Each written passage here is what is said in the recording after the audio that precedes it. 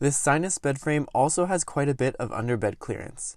As you can see, there's plenty of space for storage beneath your mattress.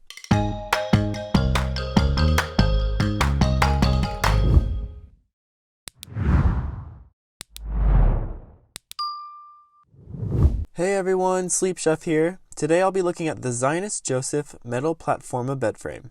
This is not a sponsored video, but if you're interested in this product and want to know more about it, you can find the link in the video description. This is what the bed frame looks like in its packaging. Now let's take a look inside. Here's how everything looks outside of the packaging, and now I'm going to refer to the product literature in order to assemble it. All it took was a few screws to piece everything together, and the instructions made it very easy to do so. As you can see, the design is minimalist, but the structure is sturdy enough to support any queen-size mattress that you would put on top of it. This Zinus bed frame also has quite a bit of underbed clearance.